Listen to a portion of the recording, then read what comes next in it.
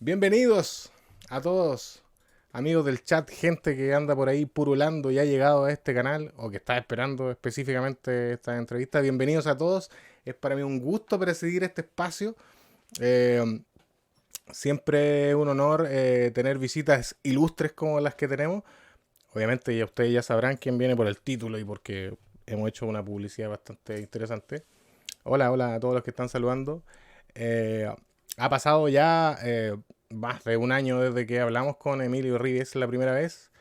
Ha sido probablemente una de las entrevistas o de las situaciones que yo he tenido que entrevistar a distintos psicólogos, considerando que yo no soy periodista, que seguramente me enorgullece más y que ha tenido una repercusión muy grande.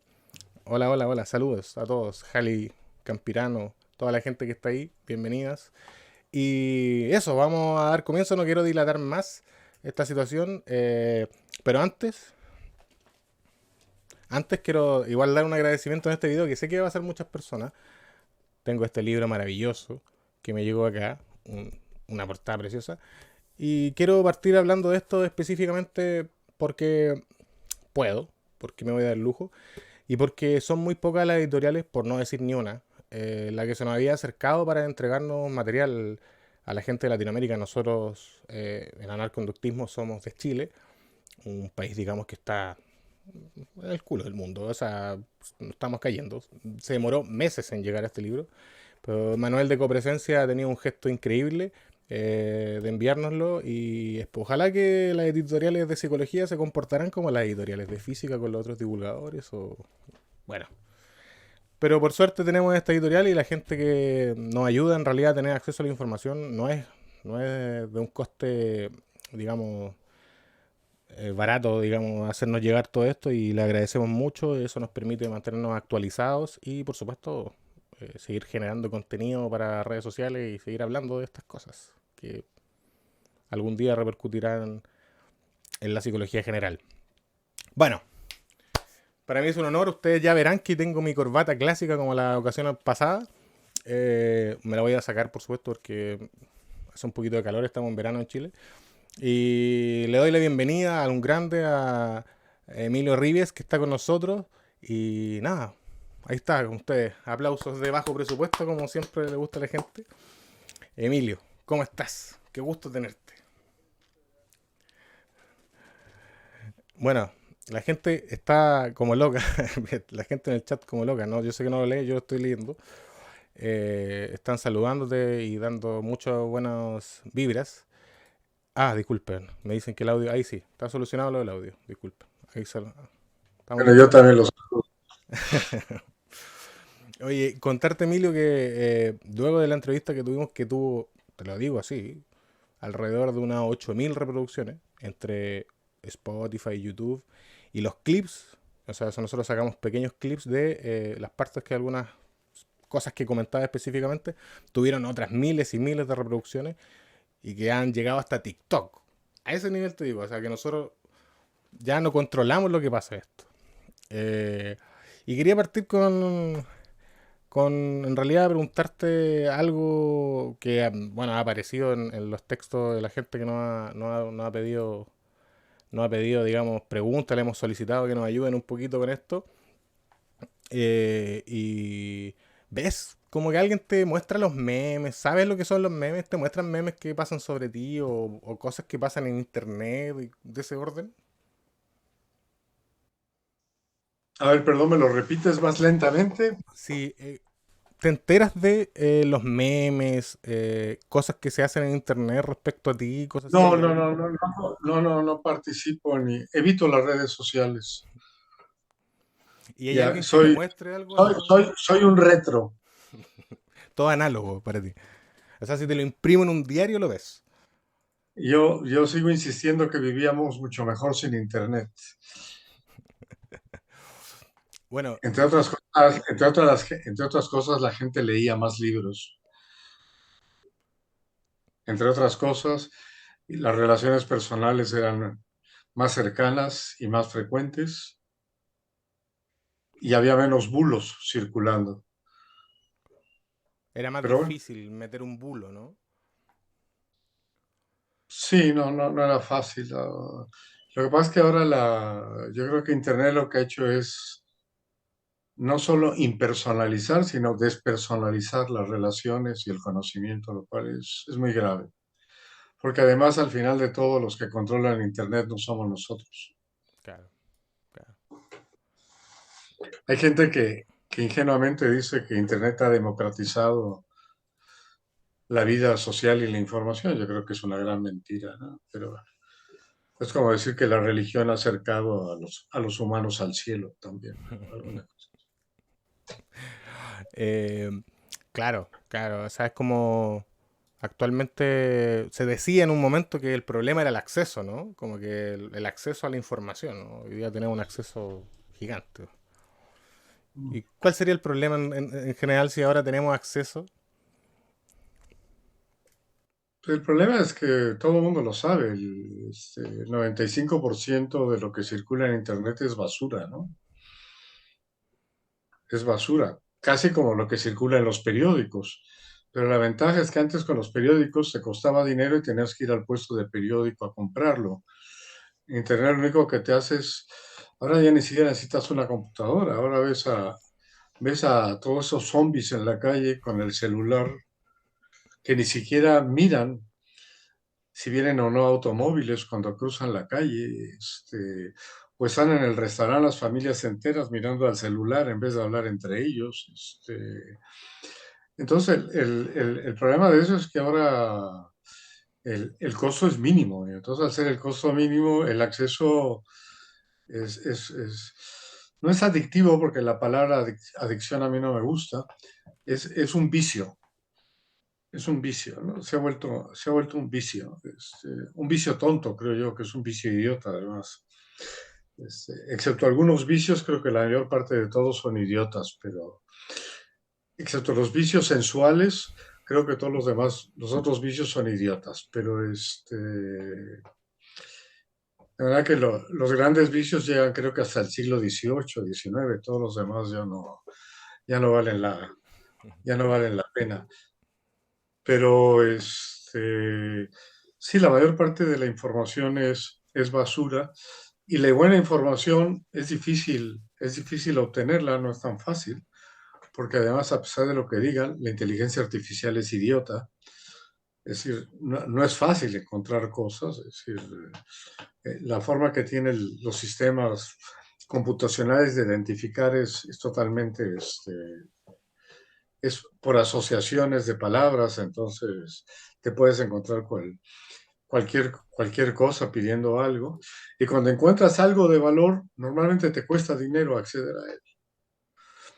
Y es más complicado acceder que ir y comprarte un libro. Este, con el peligro de que también las librerías están desapareciendo por culpa de Internet, que también ya es más difícil conseguir buenas librerías o llegar a buenas librerías. De tal manera que, este, ¿qué te puedo decir? Claro. Igual entiendo porque hoy el cambio es muy grande y es cierto que cuando uno quiere llegar a una información de verdad en internet es como que usualmente hay que pagar, sobre todo en las investigaciones, hay que pagar suscripciones mensuales. Internet es como la fast food. Es fácil, es mala, es cara y es poco nutritiva. Es una buena comparación. Es parte de lo que es fast information, podríamos decir. Algo así, hay fast food, fast information y todo eso. Claro. Pero bueno, Me dicen que me escucho bajo, discúlpenme, voy a subirme un poquito a ver si hay algo de potencia. Sí.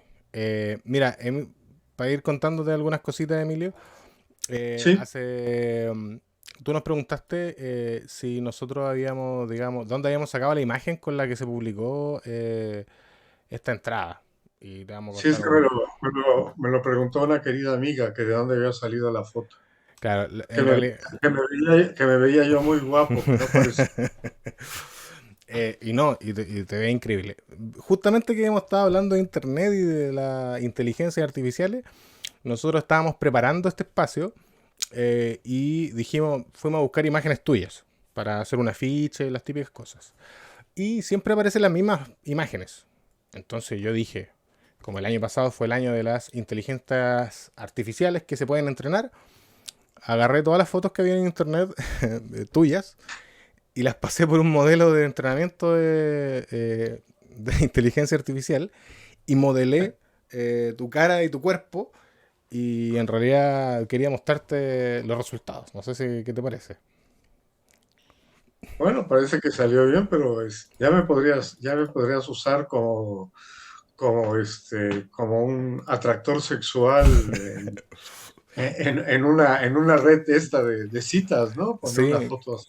como en Tinder, se llama la red de citas famosa, que Tinder. Mira, te muestro un poco. Estas son imágenes que tú no has estado nunca en ese lugar. Pero nosotros le pedimos a la inteligencia al inicio buscando resultados, porque no es fácil, te tira 10 imágenes y una es buena, algunas salen con imperfecciones y otras cosas. Y bueno, aquí hay otra foto que es como un retrato. Estas son las fotos que son como reales, digamos, que yo le solicito a la inteligencia artificial que me dé una imagen como una fotografía. Por ejemplo, esta que está espectacular. Esta otra que aquí, por ejemplo, aquí hay un error clásico de la IA que atrás, por ejemplo, aparece el fondo como distorsionado. Y después de eso, ya decidimos buscar retratos. ¿Qué es lo que tú viste en realidad o lo que te mostraron que había aparecido en las redes sociales? A mí me preguntaron de dónde era. Dios mío, eso qué elegante. No, no, eso no, eso sería en los Oscars, ¿no? Me preguntaban dónde y estuve pensando, dije, a lo mejor por la corbata que traigo y la camisa, a lo mejor fue en una conferencia que di en San Luis Potosí, pero no, no, no daba yo con el Dios. No, sí, está difícil porque es engañosa como lo hace.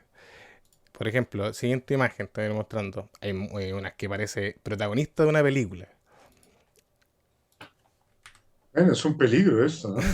Y yo opino lo mismo, porque después va a ver que nosotros empezamos a jugar con la inteligencia artificial y empieza a hacer cosas loquísimas. Aquí hay otra Ah, imagen de retrato muy bellísima. Yo después te voy a hacer un documento y te lo voy a enviar todo por mail para que lo tenga y puedas en realidad apreciarlo de mejor forma. Aquí hay otra. Elegimos las mejores, las majestuosas.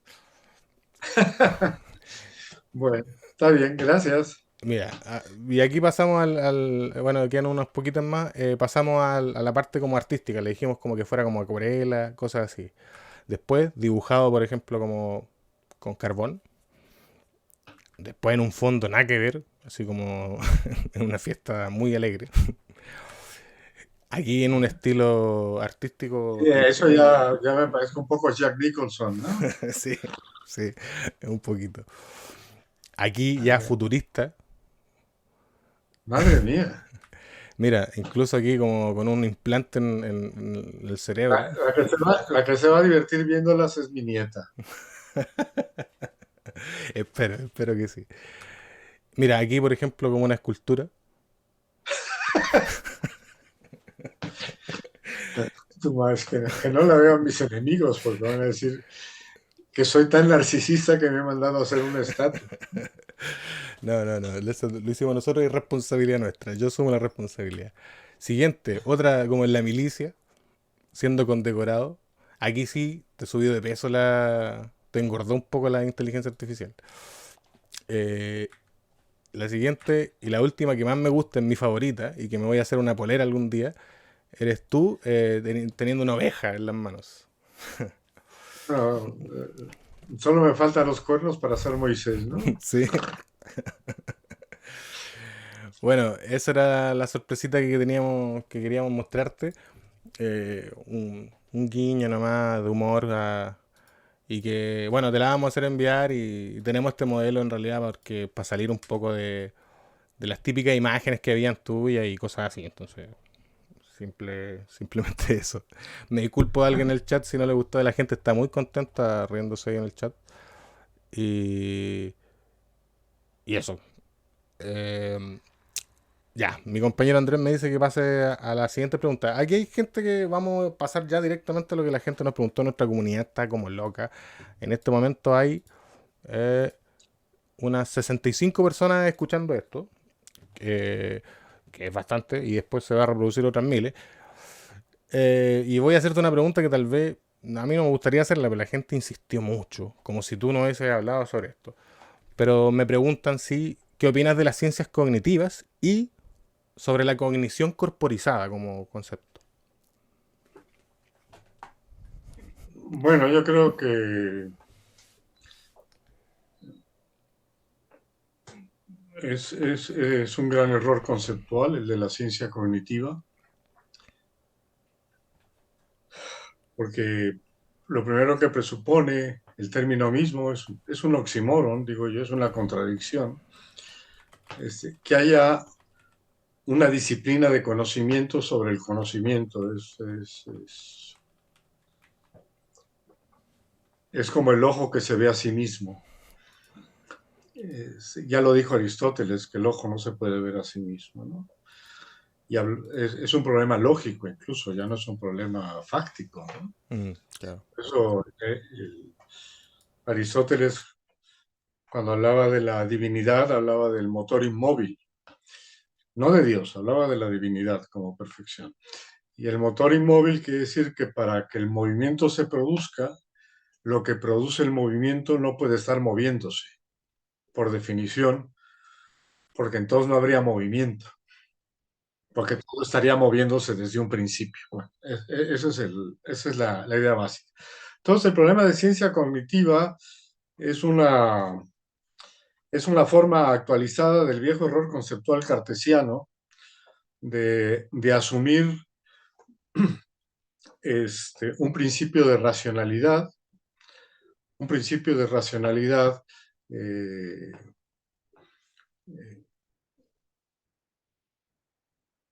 desvinculado de lo empírico, desvinculado de lo empírico, de una racionalidad formal, como única forma verdadera de conocimiento. Es decir, el método cartesiano es asumir que la forma de conocimiento válida es aquella en la que no puedes dudar, y de lo que no puedes dudar es de aquello que no ocurre o de que no está. Es un poco paradójico el criterio, pero bueno. Y entonces, claro, dice que el modelo de conocimiento es el modelo de las formas puras, que es el de la geometría, en donde no existe contenido empírico, donde no existen sustancias, donde no existen acontecimientos, y lo único que existe es una representación formal. Y todo aquello que puede representarse formalmente y deducirse a partir de ello es aquello que es verdadero. Lo que no se puede representar formalmente no es verdadero. Puedes dudar de ello, para decirlo de esa manera. No, es un criterio eh,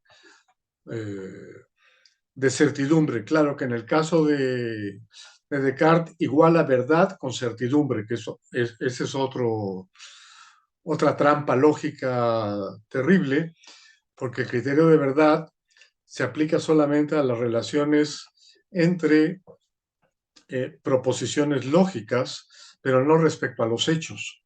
Los hechos no pueden ser falsos o verdaderos. Lo que puede ser falso o verdadero es lo que dice sobre los hechos. Los hechos simplemente son hechos. O es hecho o no es hecho. Lo que no puede decir es que un hecho es falso. No tiene sentido decirlo. Es una contradicción flagrante. Entonces, este criterio de cartesiano que proviene, es la forma renacentista de la teoría del conocimiento de Agustín de Hipona, del conocimiento por revelación divina, las ideas puras, la abstracción, y que algunos creen que vienen de Platón, pero los griegos tenían otra manera de ver las cosas, ¿no? Yo creo que ahí también hay una especie como de caricaturización del pensamiento platónico, haciéndolo pensamiento judeocristiano. No tiene nada que ver una cosa con la otra. Es decir, cuando Platón habla de las ideas, habla de otras cosas, no habla de las ideas de las que habla San Agustín, ¿no? No habla de la revelación y de ese tipo de cosas. Entonces, lo que crearon San Agustín y Descartes, y de hecho lo asumió el empirismo también, porque el empirismo lo que discutía es el origen del conocimiento, pero no la racionalidad como forma de validar el conocimiento. Porque claro, John Locke hablaba de la reflexión, es decir, las ideas es la reflexión de la idea sobre ella, de la sensación sobre ella misma. Y eso es muy parecido a la racionalidad cartesiana, ¿no? El único problema es que en Descartes no necesitaba sensaciones, para los empiristas necesitaba sensaciones, eso es todo. Entonces, el problema entre empirismo y racionalismo no es el criterio de racionalidad como tal, sino el origen del material sobre el cual la racionalidad va a operar. Eso es todo. Y el racionalismo se convirtió en el canon, en el canon de validación del conocimiento en Occidente. De hecho, nos han hecho creer, y todavía se sigue hablando de eso, y lo seguimos usando muchas veces en las expresiones del lenguaje ordinario, de que somos seres racionales, de que las buenas decisiones se toman a través del raciocinio, de que algo que no funciona bien es porque es irracional.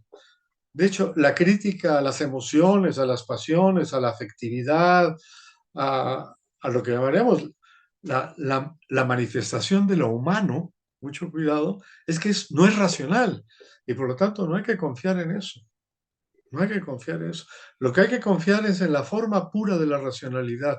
Y lo que no es racional, entonces no es legítimo como criterio de verdad, como criterio de verdad. Y de ahí se pasó con un poquito de salto al adoptar como criterio de lo que es modelo de ciencia a la ciencia newtoniana, al modelo deductivo, de que la ciencia era el único conocimiento válido, de hecho. Aparte de la teología, para los, para los creyentes, era la ciencia la que era el modelo válido. ¿Por qué? Porque usaba una lógica de tipo deductiva basada en la matemática, en la disciplina formal. Entonces, de ahí incluso vino también el siguiente paso de que una ciencia no es ciencia si no está formalizada matemáticamente o si no usa matemáticas. Entonces, tú metes una ecuación y ya es ciencia, no importa qué barbaridad digas. Un ejemplo de eso es la economía. La Claro. economía es una disciplina matematizada, pero no es científica.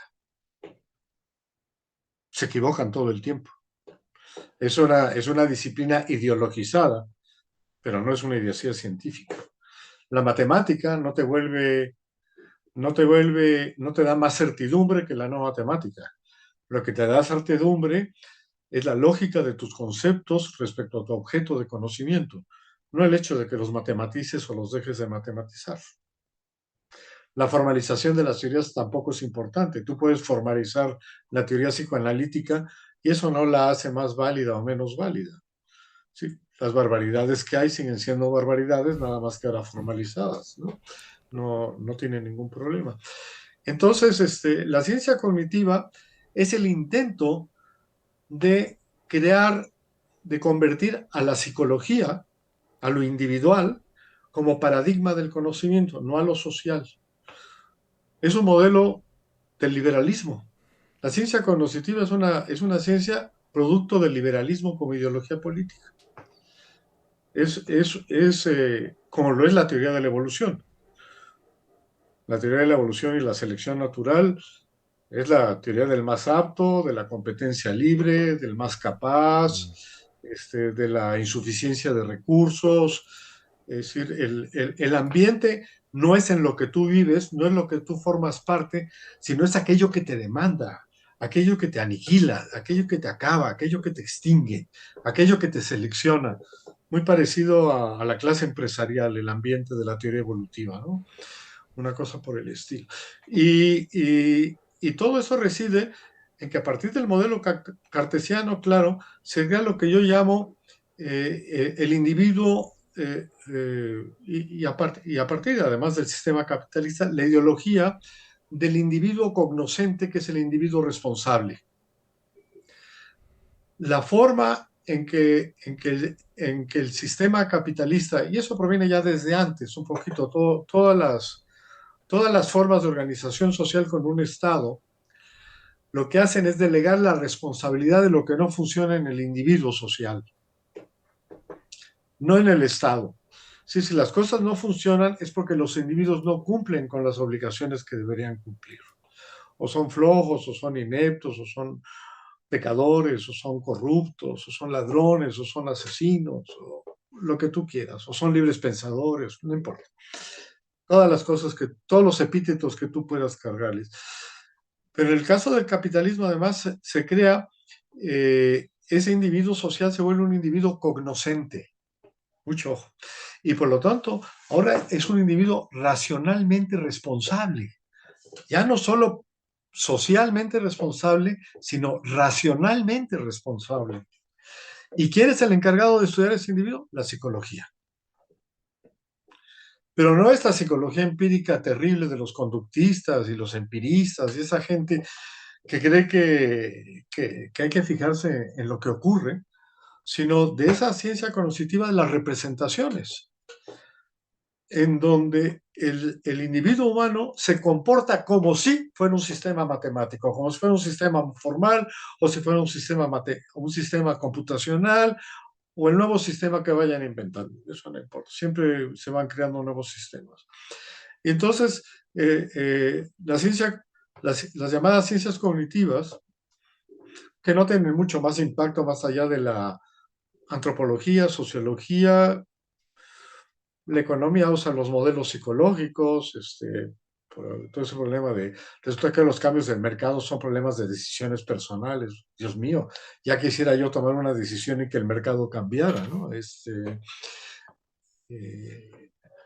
y la biología puesta como especie de sustrato material de ese fenómeno de racionalidad que de alguna manera está preconstruido en el cerebro por la evolución, por la selección natural, por la genética, por la selección natural genética que estableció Fisher justamente como un sistema también matemático. Y entonces ahora lo que se hace es tratar de explicar, más que de explicar, de justificar lo que ocurre en el mundo a través de esos sistemas formales que el propio sistema va inventando. Es decir, ahora el ser humano no es el objeto de estudio, sino es la rata que permite representar al objeto de estudio, que es la computadora con la que se le estudia, o el sistema matemático con el que se estudia. Entonces, ¿qué pienso? Pues pienso que no sirve para nada, que es un desperdicio, un lamentable desperdicio, entre otras cosas, porque hay gente muy, muy inteligente y muy seria dedicada a ella, pero que no saben lo que están haciendo. Como diría Jesús, perdónalos, Dios mío, que no saben lo que hacen.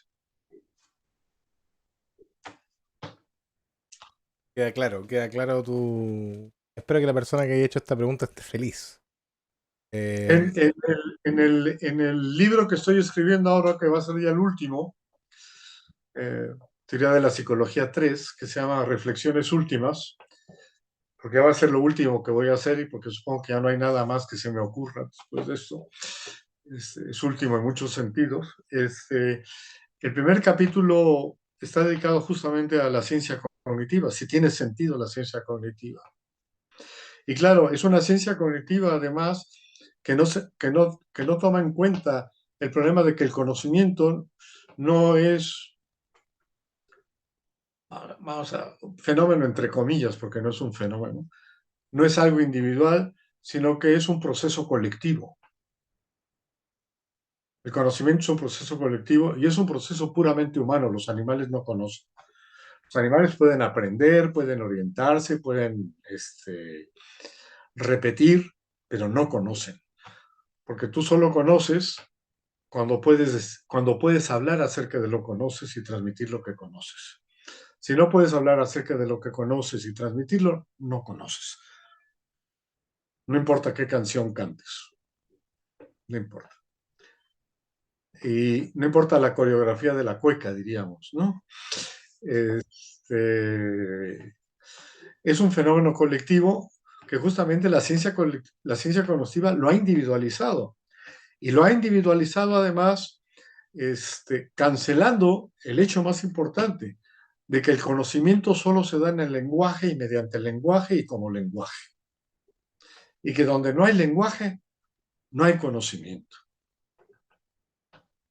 Y que entonces hay tantos modos de lenguaje como modos de conocimiento, no hay el conocimiento. Entonces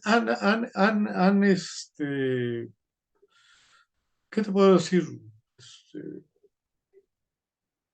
Ni siquiera es una caricatura, ¿no? Es una prostitución del asunto. Han prostituido un tema muy importante. Entonces, cuando hablan del conocimiento y todo ese tipo de cosas,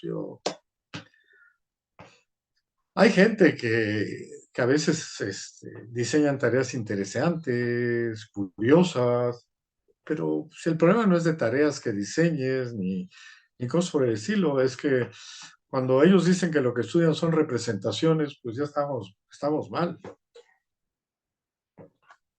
Las representaciones son las matemáticas, no el comportamiento de los individuos, ni social ni individualmente.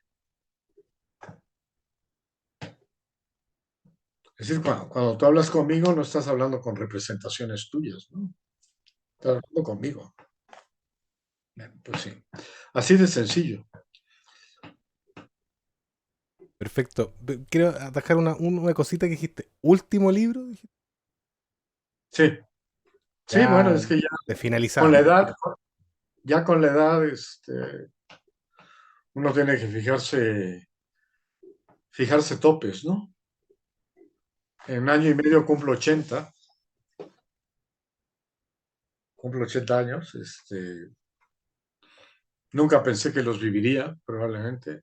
No sé cuántos más viva, no sé si los viva bien o los viva mal, pero hay una serie de puntos que quería yo tocar, que no había tocado, que es de lo que trata el libro. Y después a lo mejor escribiré algún artículo o cosa, también ya me voy a jubilar definitivamente, voy a alejarme de la academia y de la psicología. A lo mejor me pongo a escribir porque no tendré muchas cosas que hacer tampoco, pero bueno, como ahora. Pero incluye una serie de temas que están mencionados, pero no tratados en detalle. Uno es de las ciencias cognitivas y el problema del conocimiento. Otro es el de si la conducta durante el dormir es conducta psicológica o no lo es. Supongo que a mis amigos freudianos les interesará mucho. Este, Otro es todo el problema de la individuación, que es el problema central de la psicología, la individuación, que se da siempre como un fenómeno social, no como un proceso psicológico, es un proceso social, el de la individuación psicológica. Y los psicólogos no nos hemos dado cuenta de eso, pero bueno. Y en el caso de los animales, es un proceso de tipo ecológico, ¿no? Los que sí se han dado cuenta de eso son los etólogos, que así lo estudian. En cambio, nosotros no los criticamos, cuando no, deberíamos seguirlos. El, Otro tema que trato es el problema del desligamiento. Entro en detalles sobre el problema del desligamiento. Eh, las distintas formas en que participa el lenguaje en los contactos funcionales psicológicos, que me está costando mucho trabajo, pero ya vi por dónde. Porque es ese problema de salir de esa concepción tradicional que tenemos del lenguaje como equivalente a hablar. El lenguaje es algo mucho más que hablar. Empezó como hablar, ni siquiera como hablar, empezó como gesticular, históricamente, con sonidos. Se fue diferenciando los sonidos con la gesticulación, pero siempre empezó como un acto. El lenguaje empezó como un acto, no empezó como palabras. Las palabras son muy posteriores. De hecho, las palabras surgen con la escritura, no con el lenguaje hablado. Las palabras es la geometrización del sonido gráficamente. como transcripción. Esas son las palabras. Pero cuando tú hablas, no hablas con palabras, simplemente hablas. No. Y entonces, claro, hay que romper un poco con ese concepto y demostrar todas las formas en que el lenguaje está ahí. Es decir, es el concepto wittgensteiniano del lenguaje, ¿no? Es decir, eh, en lo que estoy diciendo, eh, eh, por ejemplo, los animales terrestres, fundamentalmente, sobre todo los mamíferos y las aves, los reptiles ya no sé tanto, pero perciben, sienten fundamentalmente y se articula su comportamiento respecto al ambiente como objetos, como texturas diferenciadas, en términos de lo que llamaba Pavlov los analizadores distales, la visión y la audición. ¿Por qué? Porque es lo que te permite anticiparte, obviamente. Es decir, si vas a reaccionar a lo que ya está, ya no reaccionas. Simplemente te lo encontraste para bien o para mal. Pero entonces es muy curioso porque las demás modalidades sensoriales se articulan en la visión, por ejemplo, en las aves. Es decir, entonces podríamos decir que los pájaros escuchan, huelen y sienten con la visión. Es lo que quisiera explicar. No es que los ojos tengan sensación táctil, etcétera. Quiere decir que lo que el objeto es en las otras propiedades está determinado prioritariamente por lo que ves, por lo que ves. Y los humanos sentimos con el lenguaje.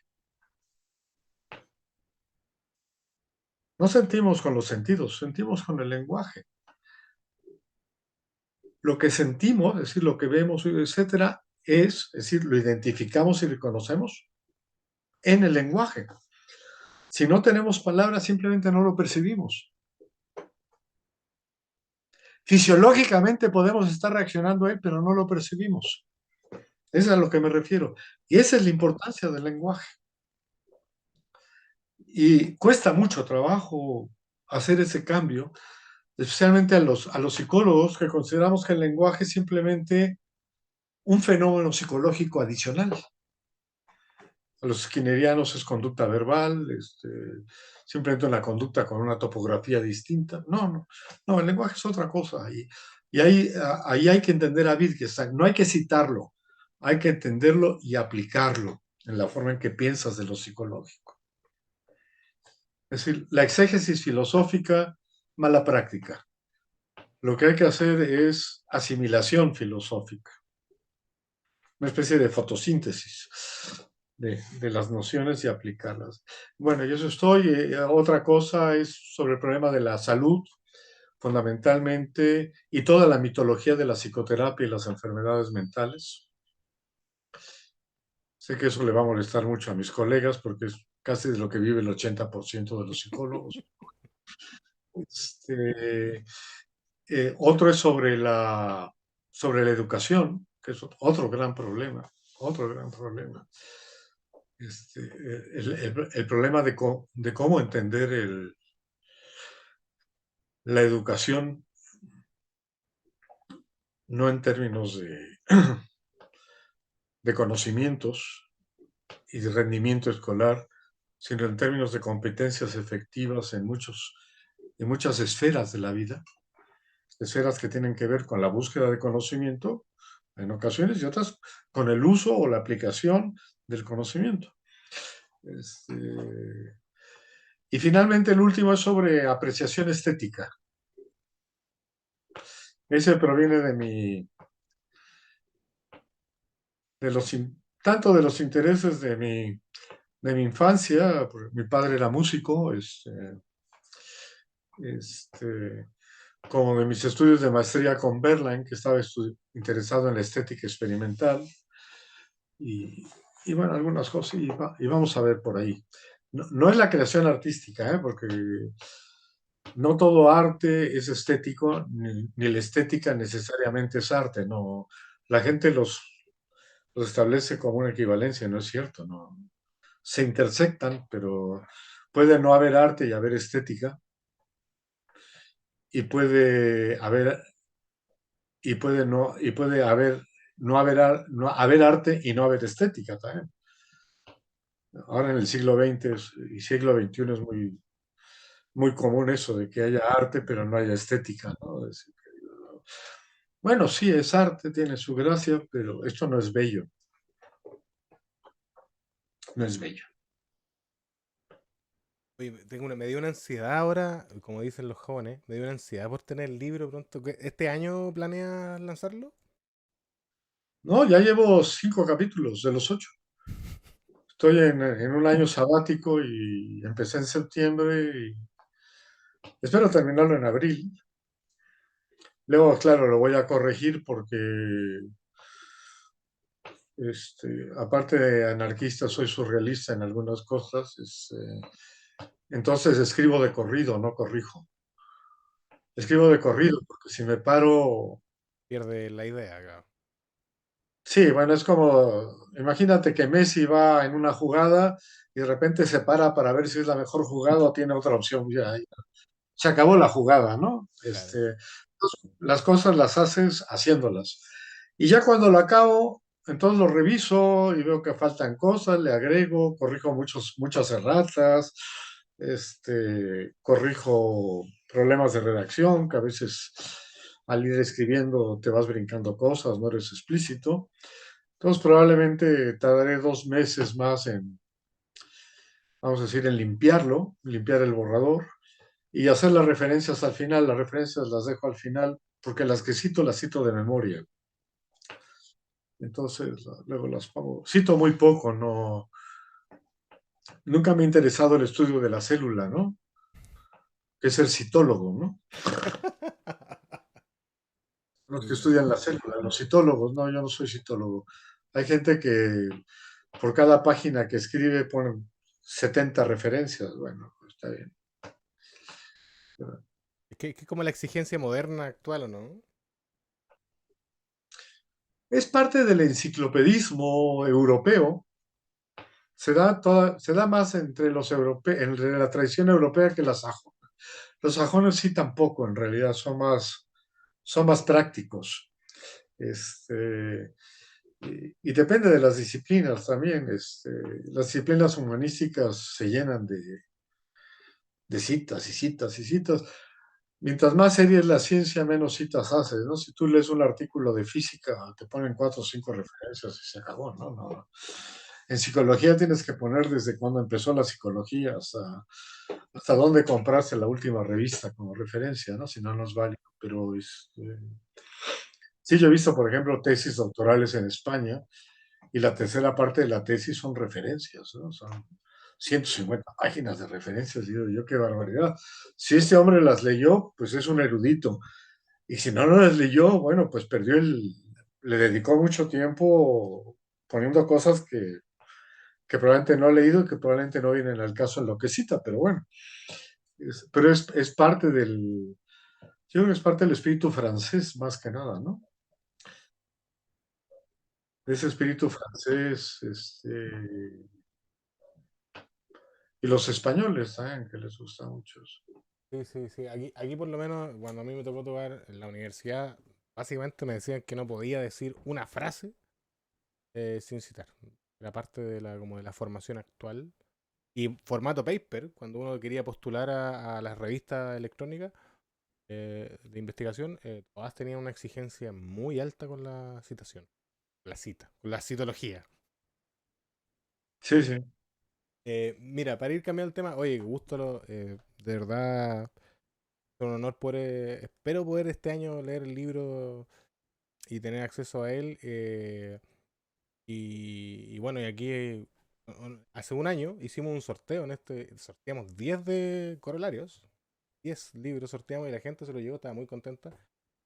Ajá. Y espero que este año podamos hacer lo mismo, porque en realidad, sobre todo para Latinoamérica, no tanto, voy a sacar a México, no quiero por un ratito nomás. Pero de ahí para abajo, de México hacia abajo, claro, estamos en una precariedad absoluta respecto al acceso a libros, sobre todo de ciencias del comportamiento, por darle un nombre, ¿no? Ya no sé cómo decirle que sin que alguien se enoje, pero, pero está difícil. Así que estas editoriales nos ayudan un poquito con eso. Y la idea es hacer tiradas, que puedan hacer tiradas en distintos países y podamos todos tener acceso. Sí, el problema es curioso que incluso en lengua inglesa han Mm. disminuido la publicación de libros originales, ¿eh? Han disminuido la publicación de libros originales. Ahora en psicología ya hay mucho libro de autocuidado, de aplicaciones, de todo ese, del, ¿cómo se llama eso? Del minding, Un mindfulness. el mindfulness, eso, la mindfulness, ese tipo de cosas, que dices, bueno, pero yo me acuerdo cuando yo era estudiante, estoy hablando del año 61, 62, casi la edad de piedra, ¿no? Apenas había jets, Claro. no había televisión a colores, no existían las computadoras, no existían los teléfonos celulares. Bueno, todas esas cosas que no existían, el mundo era mucho más fácil, más grato, era más... eh, y había una librería en la Ciudad de México, la Librería Internacional, a la que yo acostumbraba a ir, este, que lo que hacía era tener solo libros en inglés que importaban de Estados Unidos y en Inglaterra, y las tenían en ciencias, en filosofía y todo eso. Era una librería de judíos, obviamente. A nadie más se le puede ocurrir eso, ¿no? Un negocio muy... A ningún gallego o asturiano te pone una librería de ese tipo, ¿no? Y además podías sacar una especie de cuenta para ir abonando. Y yo me gastaba de aquella época, serían ¿qué? $30 mensuales en libros. Con $30 de aquella época valían mucho. Entonces yo estudiaba en aquella la psicología en la UNAM, que era la única universidad pública que daba psicología. La otra era la Iberoamericana, Universidad Jesuita, pero que estaba incorporada a la UNAM. Y era el mismo plan de estudios y era supervisada por la UNAM, porque en aquella época en México el otorgamiento de licenciaturas era una potestad única del Estado, no de los particulares, como ahora. Todavía no entrábamos a ese nivel de liberalismo. Eso cambió en México en el año 94, hasta el 94. Pero bueno, aparte de eso, fui de la primera generación formal de licenciados en psicología. Antes psicología era una especialización de filosofía, de la gente que está interesada en problemas del conocimiento, de la ética y ese tipo de cosas. Y se creó lo que llamaban había una maestría y doctorado en psicología, pero era este, de filosofía especulativa, ¿no? Se creó la primera licenciatura, pero claro, no había psicólogos. Todos los profesores eran psicoanalistas, médicos, ingenieros, pedagogos, este, eh, dentro de los médicos había de varios tipos, había psiquiatras, había neurólogos, había endocrinólogos, había fisiólogos. Lo único bueno que aprendí fue de la gente que hacía neurofisiología experimental, que era los que utilizaban la palabra comportamiento eventualmente, ¿no? Y hablaban de cosas como aprendizaje y todo eso. Este, y todo lo que hacía yo era a la librería y comprarme libros para leer, para saber, porque en español no había absolutamente nada. La bibliografía que te daban era verdaderamente, o librería, o tenías que leer a Freud y los psicoanalistas, o tenías que leer a psicólogos tomistas, ¿no? Tomistas. O algún psicólogo francés que no estaba muy lejos de lo tomista, aunque fueran experimentales. Y Entonces era impresionante porque yo podía comprar libros. Me acuerdo que el libro de Seidman, Tactics of Scientific Research, lo compré el mismo año que se publicó. Claro, no entendía yo nada del libro, ese es otro problema, pero yo lo tenía. De tal manera que cuando yo necesité leerlo, yo lo tenía en mi biblioteca. Yo tengo los mejores libros de mi biblioteca son los libros que compré cuando era estudiante y cuando empecé como profesor en Jalapa, en la década de los 60 y principio de los 70. Y sigue siendo la mejor biblioteca porque es la única a la que puedo volver a acudir para discutir y ver problemas. Los libros después del año 75-80, la mayor parte son basura. De verdad que son basura. Es decir, son libros sobre modelitos y cosas especiales de cada que no trascendió más allá de 3 o 4 años de la moda y luego apareció otro y otro y otro. La psicología, cuando revisa su bibliografía, es como si tuvieras una colección de revistas de modas. Van cambiando los modelos cada 3 o 4 años y al final tú no te pondrías ninguna de las cosas que vienen en esas revistas. ¿Has visto esas exhibiciones, ¿no? De los grandes modistas y todo eso? Y cuando ves a las pobres mujeres cómo las visten, lo primero que dices, todos estos son misóginos, ¿no? Porque sí, ninguna mujer que se precie se pone esas cosas para salir a la calle, ¿no? Pero hay gente que las compra y bueno. Pero en efecto, el problema es que aquí todavía nos llegaban libros en inglés y teníamos la ventaja de la frontera con Estados Unidos, de tal manera que cuando empezamos a conocer a los psicólogos que nos interesaban, podías pedirles reimpresos y preimpresos que te mandaban. Entonces, tengo también una buena colección de reimpresos y preimpresos, muchos ya los regalé, obviamente, porque son toneladas, pero estabas al día, de hecho, estabas al día.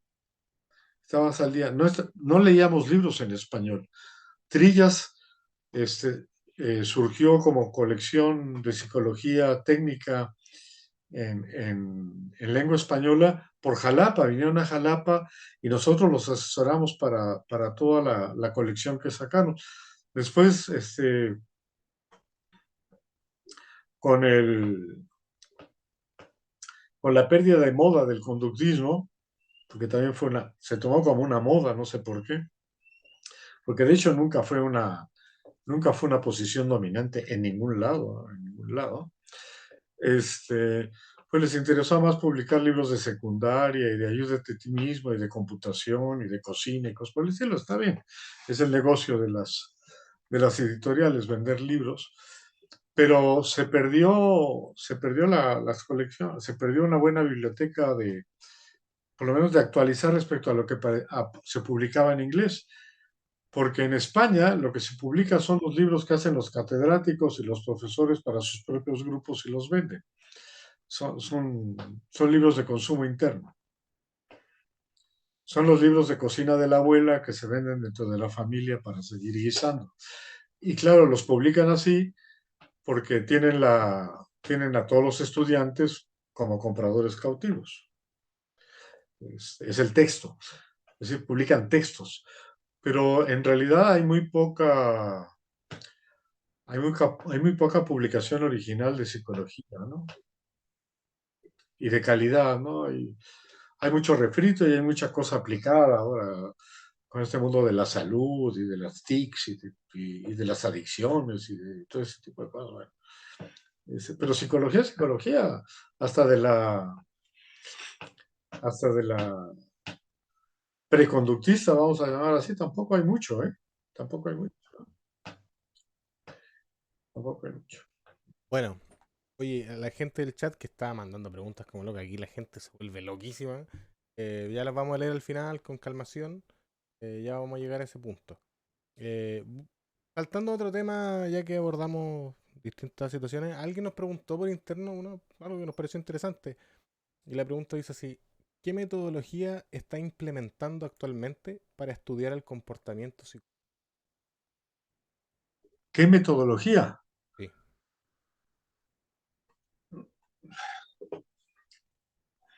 Ese es parte del problema de la racionalidad, es decir, no hay una metodología. Es decir, tú tienes que adecuar la forma en que procedes para investigar los problemas en términos de la naturaleza misma de los problemas y de la lógica de tus categorías. No hay una metodología independiente de la teoría, ni hay una metodología independiente de los problemas que vas a estudiar, de acuerdo con la teoría que dice que son problemas, porque otra teoría te va a decir que eso no son problemas y no tienes por qué estudiarlos. Es decir, los problemas son problemas siempre para una teoría y no para otra. Entonces, mi respuesta este, es muy sencilla. Es decir, la gran deuda que le tenemos a Skinner en psicología, esa es la gran deuda, es haber introducido la metodología de un solo sujeto en tiempo real.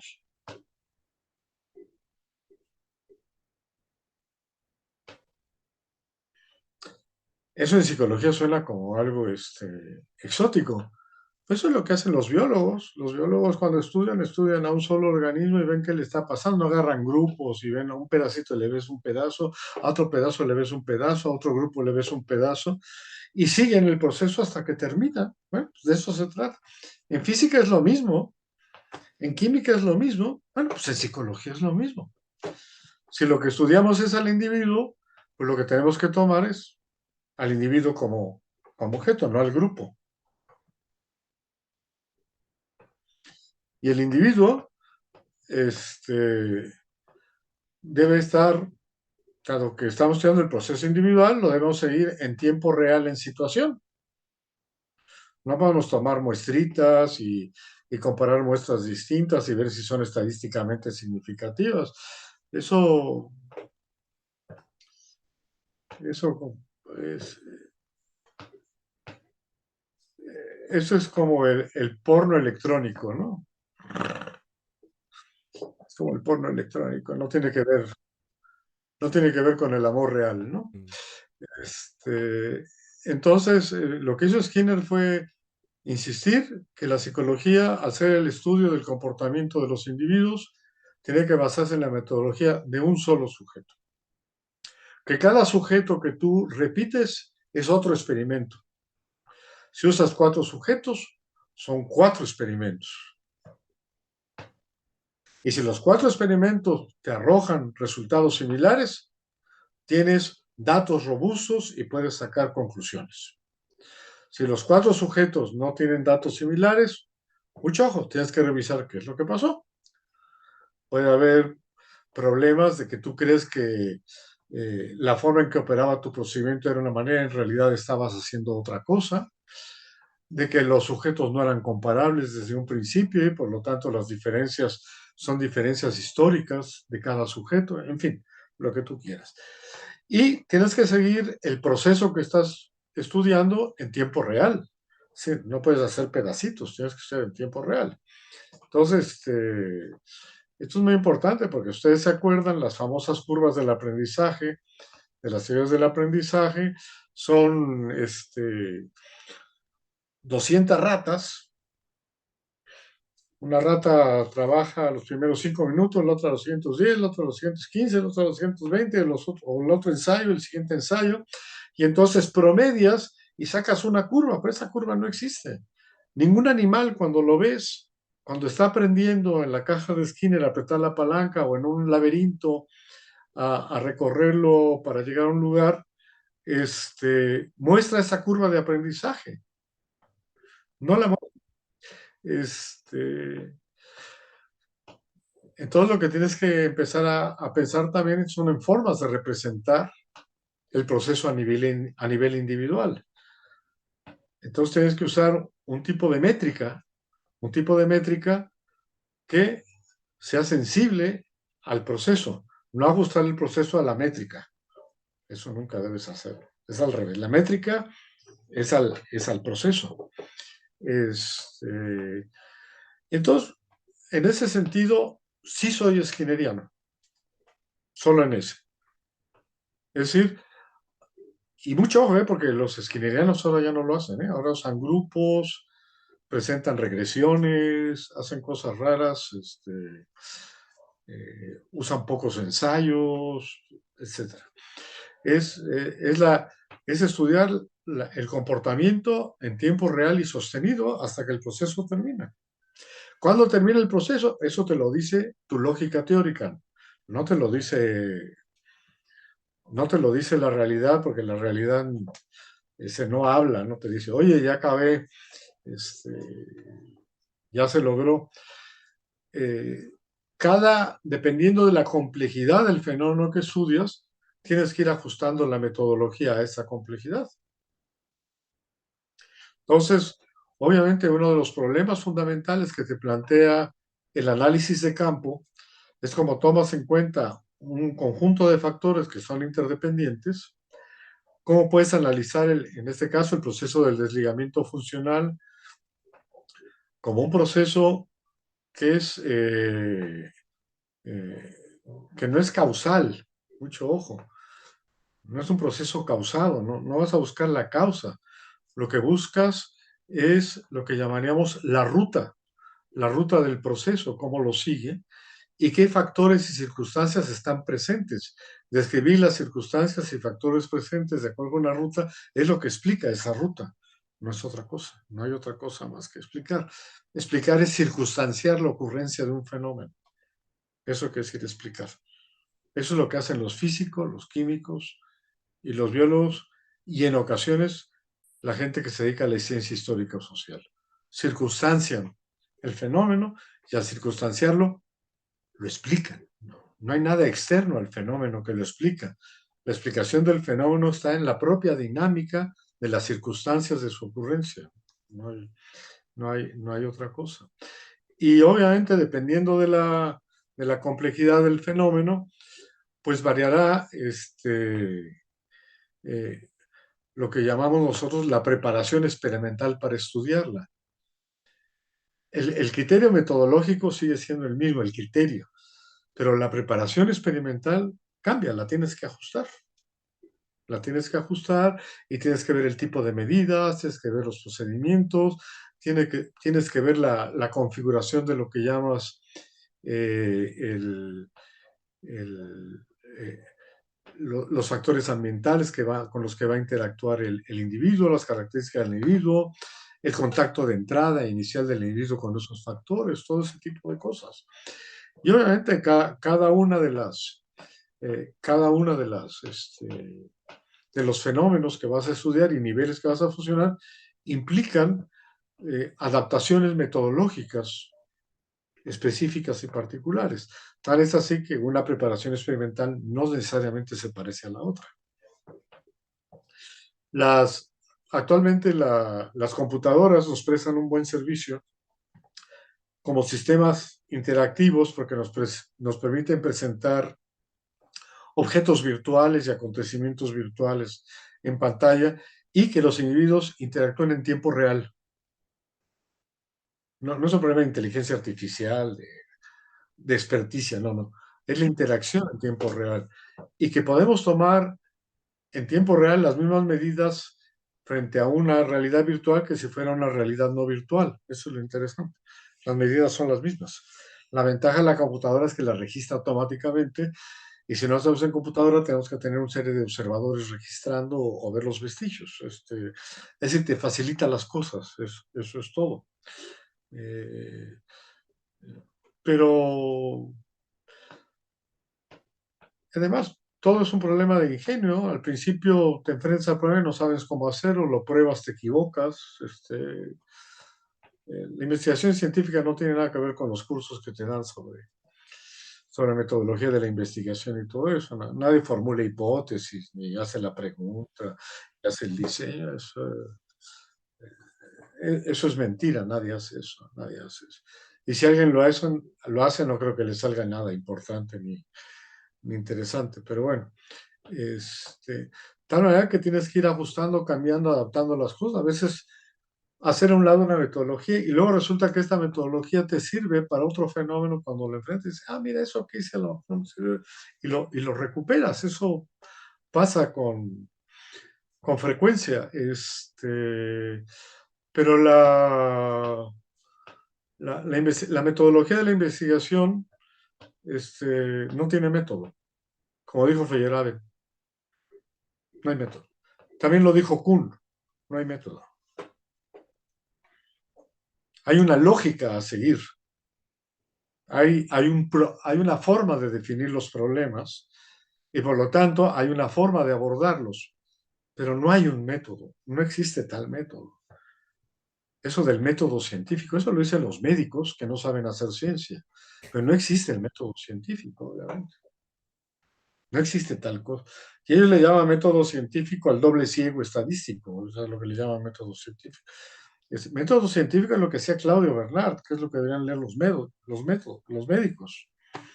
Eso es lo que deberían leer, y lo que hacía Pasteur. Eso es lo que deberían leer, que es lo que no leen. Pero bueno, este, sí, pero no hay método. Es decir, lo que debe haber es ingenio, paciencia, perseverancia, y a veces no das en el clavo, ¿eh? A veces no das en el clavo. A veces hay problemas de tecnología que no tienes la tecnología para hacerlo.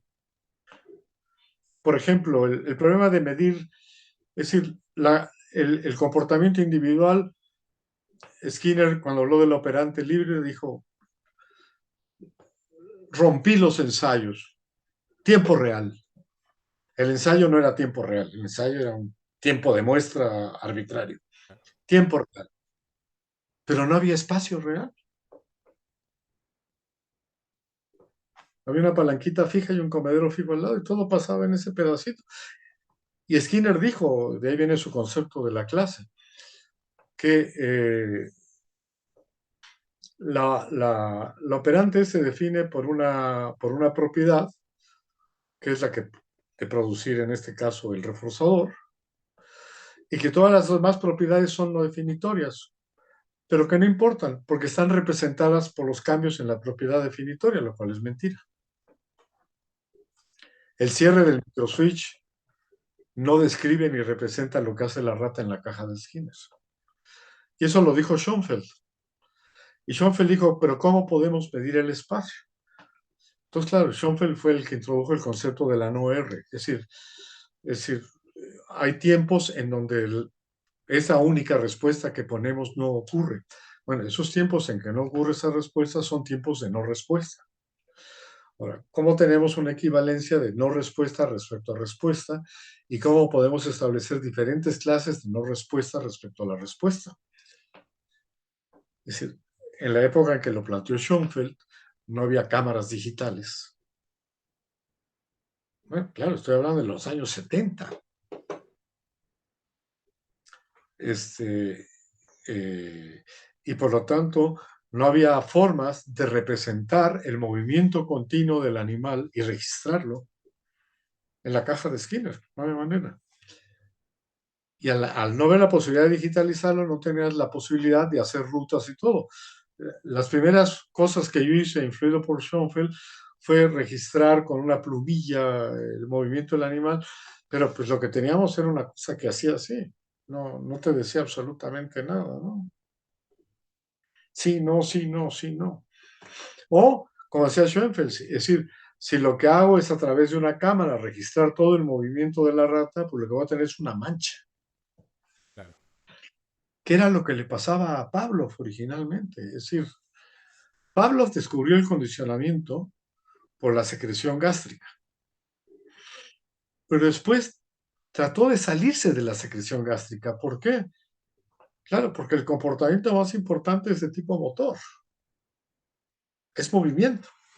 Los animales en los que estudiabas con secreción gástrica y secreción salivar eran animales que estaban fijos a un arnés.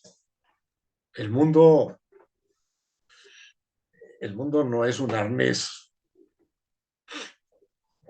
pero él lo dijo y lo pone. Es decir, los primeros estudios que hizo tratando de registrar con un miógrafo, un electromiógrafo, a través del quimógrafo, los movimientos lo único que tenía eran unas manchas horribles, unas manchas de tinta espantosas. No veías nada. Lo dejó.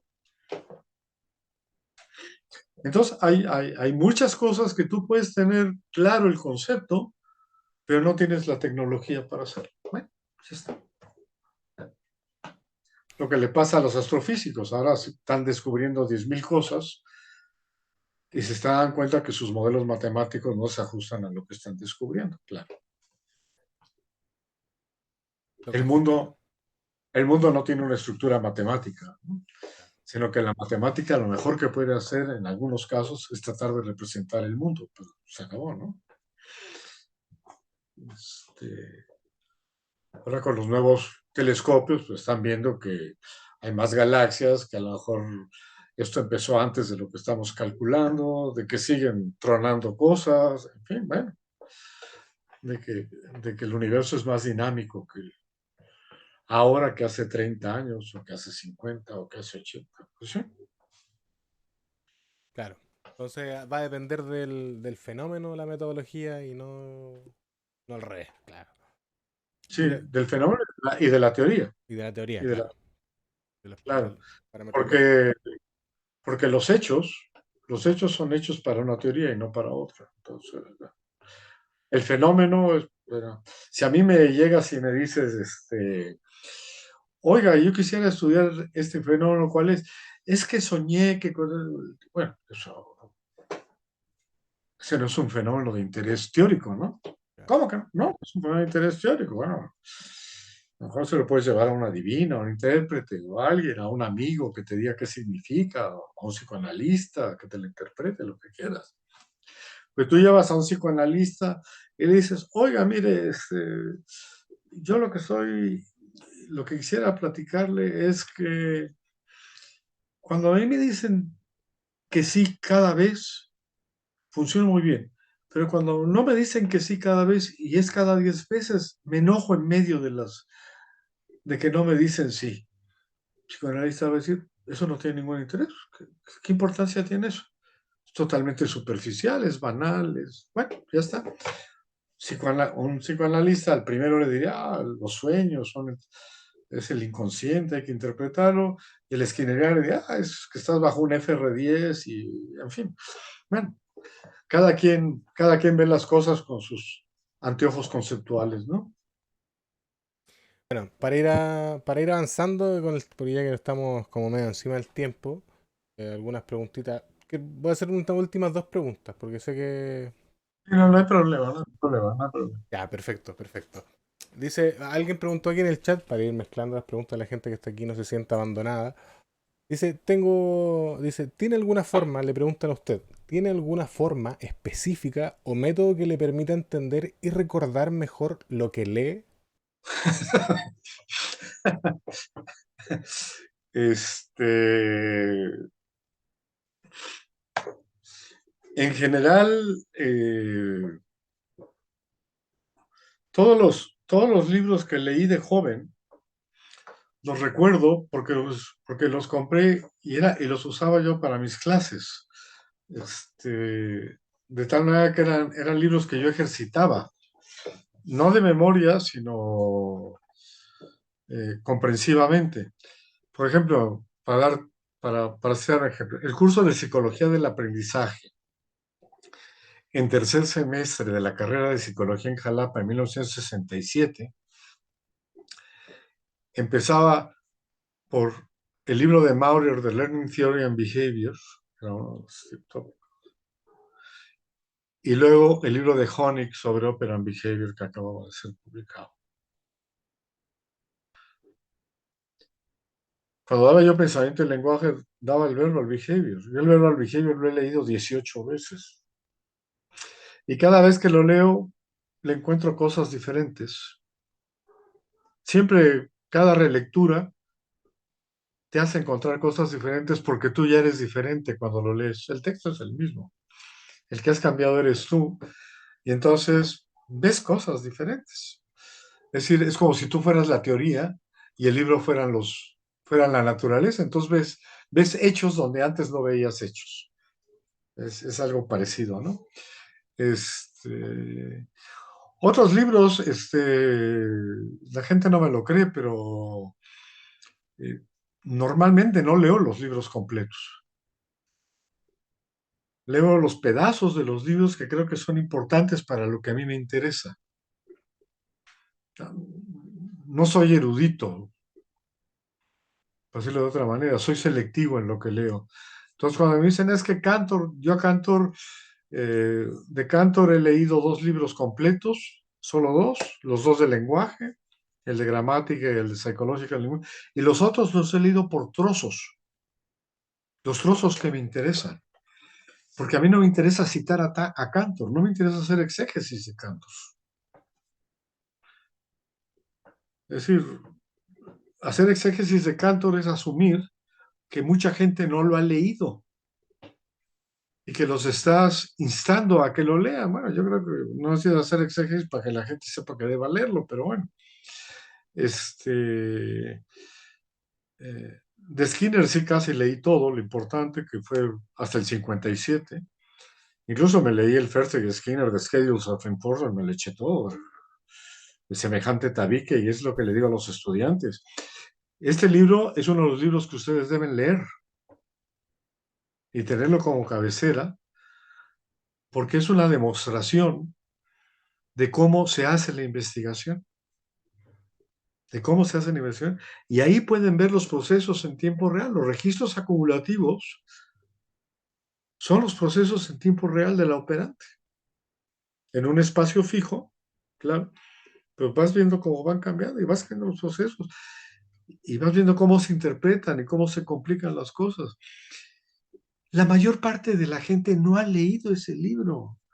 Y cuando me refiero a la mayor parte de la gente, no me refiero a los latinoamericanos, me refiero a los anglosajones. Toda la gente que va a ABA no ha leído la conducta de los organismos, no ha leído verbal behavior, no ha leído schedules of reinforcement. About behavior es a lo mejor, que son los 4 libros fundamentales, así como el de Cumulative Record, que tiene artículos selectos, tipo canónico. No los han leído, hacen preguntas increíbles sobre Skinner. Oye, ¿dónde puedo encontrar? Pues, eso lo debería leer un estudiante de college, ¿no? Pues no, y son analistas conductuales, doctorados, pues te digo que el doctorado también, no solo en nuestros países, allá también, los doctores son bastante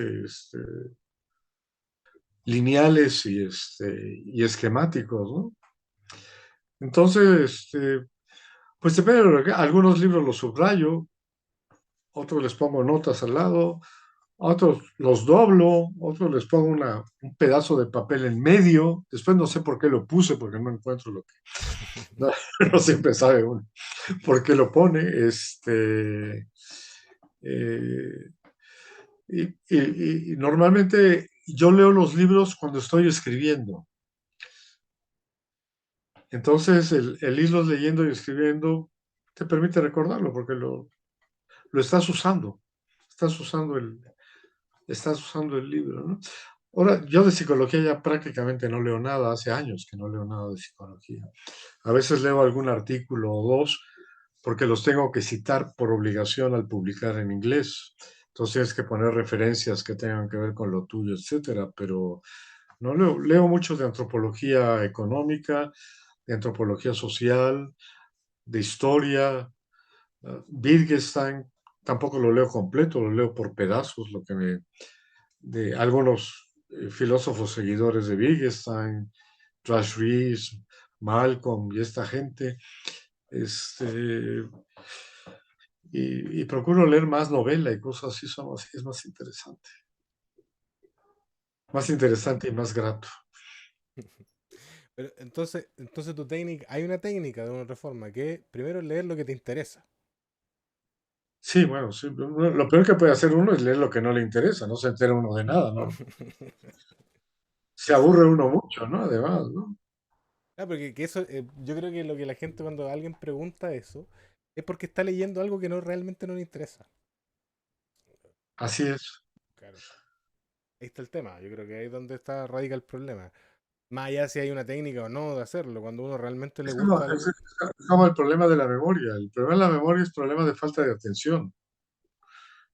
¿No te acuerdas de aquello que no le prestas atención porque no es importante? Es que no recuerdo qué es lo que pasó. Bueno, no es que no lo recuerdes, es que no lo atendiste. Claro. Y por eso la gente mayor que dicen que pierden la memoria anterógrada, pero no la retrógrada, lo cual debería ser al revés, porque lo que se debería perder es lo almacenado, no lo que está por almacenarse, si lo que se deteriora es el sistema nervioso. Pero bueno, esa paradoja no la han discutido todavía los neurocientíficos. Lo que pasa es que a la gente mayor le importa un pito lo que pasa alrededor de ellos. No les importa. No les importa, no tienen ningún interés. De hecho, la vida para ellos, la vida cotidiana, rutinaria, ¿no? Entonces, no se acuerdan. ¿Por qué tienen que acordarse dónde pusieron los anteojos? Es importante dónde pusiste los anteojos, recordarlos si tú los usas para leer y para hacer cosas. Pero si tú no tienes una serie de tareas de vida que son importantes, ¿dónde dejaste los anteojos? No importa, no importa. Perfecto. Eso es lo que pasa cuando estás borracho también. Cuando estás borracho dejas de entender. Por eso no te acuerdas de lo que pasó en la borrachera. Me ha pasado un par de veces. Solo un par. Así es. Claro. Hoy quería llevarte a otro lado porque, mira, este año que pasó, pasaron muchas cosas, pero hay una que particularmente, y aquí con mis compañeros que hacemos otro programa de discusión durante la semana, nos encontramos con un paper que se llama El melodrama de la psicología. No sé si lo leíste. No. Qué ¿De bueno. quién es? No lo leí. Jorge Burgos se llama. ¿Jorge Burgos, sí. o José? O José. José Burgos, no, perdón, José Burgos, sí. Ah, José Burgos, de José Burgos, Guadalajara. sí. Donde él curiosamente, bueno, discute sobre el tema de darle importancia al objeto de estudio o si en realidad es relevante, digamos, llegar a un acuerdo. Y él obviamente dice que no, además que plantea varias situaciones al respecto, pero cita solamente a Skinner y a un par de autores, no, en realidad no ahonda mucho, pero él que llega como a la conclusión que es un melodrama y que no es necesario definir el objeto de estudio de la psicología, además riesgosamente diciéndolo, cuando él se dedica como a redes neuronales y algo de mezcla de computación. Se dedica a redes neuronales, sí. Que es una forma de no hacer nada, realmente. Yo lo contraté en Guadalajara, él es una de mis contrataciones estrellas.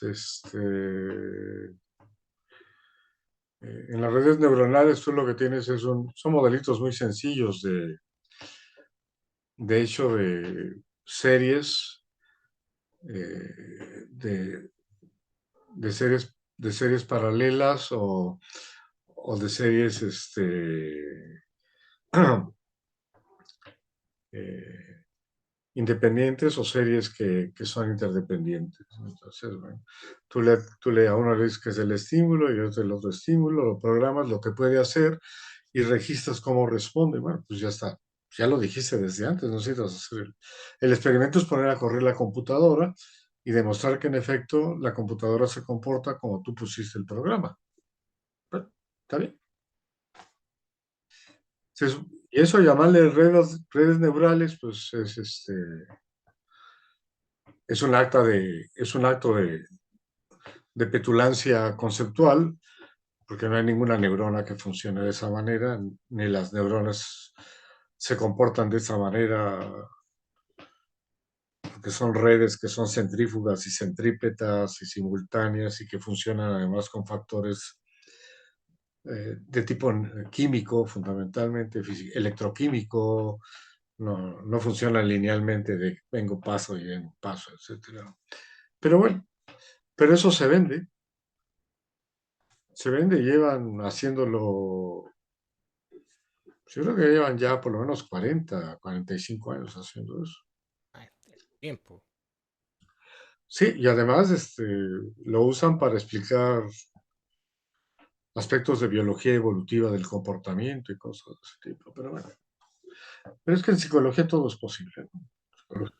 Pero la cosa es que Burgos plantea que hace un paper específicamente para decir que no es necesario delimitar el objeto de estudio y que él ha podido ejercer y bueno, bajo otros parámetros también medios filosóficos. También defiende un poco el mentalismo, que no es dualista el mentalismo, y como que trata de redefinir la palabra mente.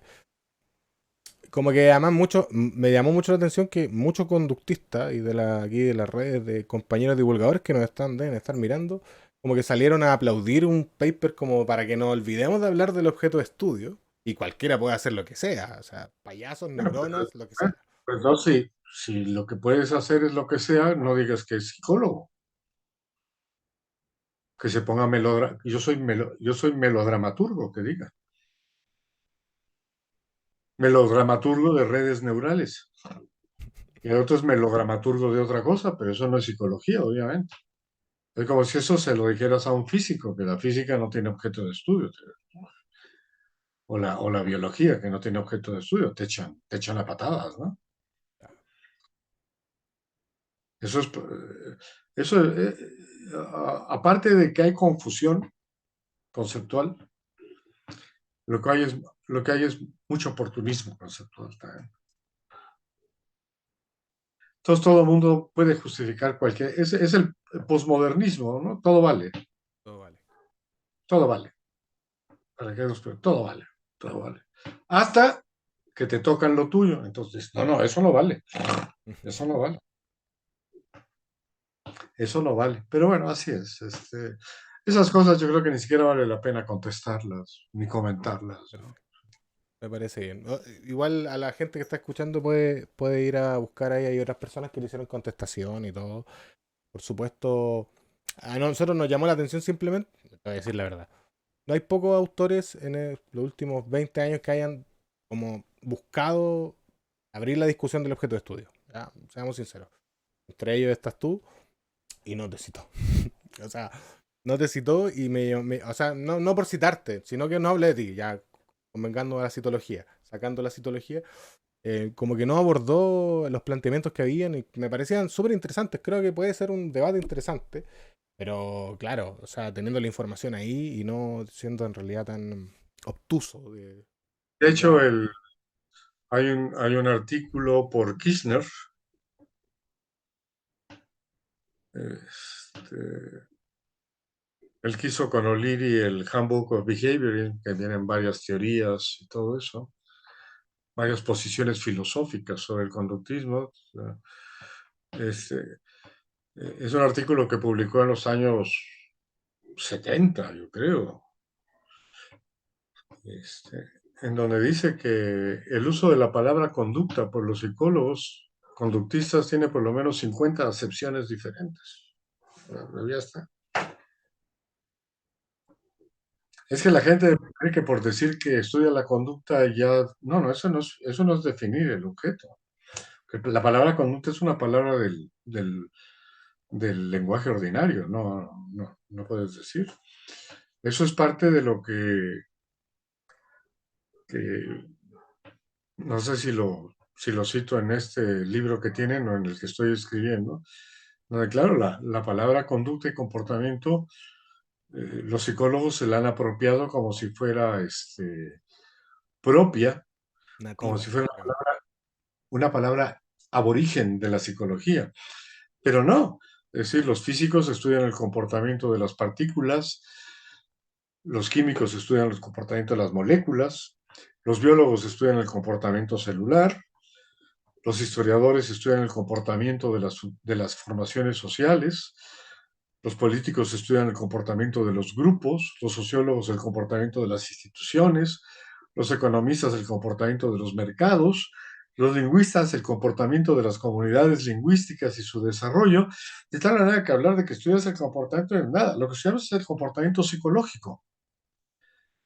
Y ahora sí, ojo, cuando hablas del comportamiento psicológico tienes que distinguirlo del comportamiento biológico y del comportamiento social, que es en el cual puede aparecer el comportamiento psicológico. El comportamiento psicológico es un fenómeno coextensivo del comportamiento biológico y del comportamiento social. Si no hay comportamiento social y no hay comportamiento biológico, no hay comportamiento psicológico. Eso no existe. El comportamiento psicológico no tiene sustancia, no existe per se. Entonces lo que tienes que definir es cuándo durante el comportamiento biológico durante el comportamiento biológico, ocurre comportamiento psicológico y cuando durante el comportamiento social podemos identificar episodios de tipo de comportamiento psicológico. Eso es todo. Si defines eso, ya tienes un objeto de estudio y ahora ya tienes, de ahí tienes que enseñar una metodología, una lógica, tienes que definir categorías, preparaciones experimentales, medidas. Bueno, tienes que empezar. Ahora, si no defines eso, ¿qué es lo que estudias?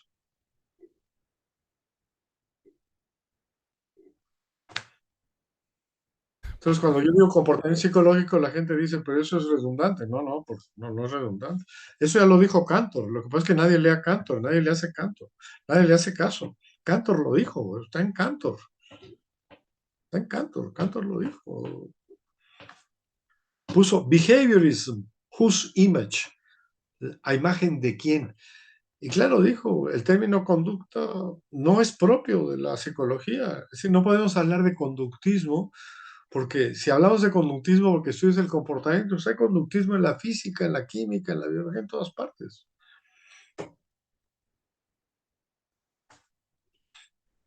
Pero bueno, los psicólogos, yo creo que es una disciplina perdida, realmente. No, no creo que nunca se vaya a solucionar nada. Soy pesimista. Así de tajante, ¿Eh? así de tajante con el futuro. Es que a medida que pasa el tiempo es peor, no mejor. Es decir, es una confusión crónica y toda confusión crónica acaba en una degeneración del cuerpo que la padece, ¿no?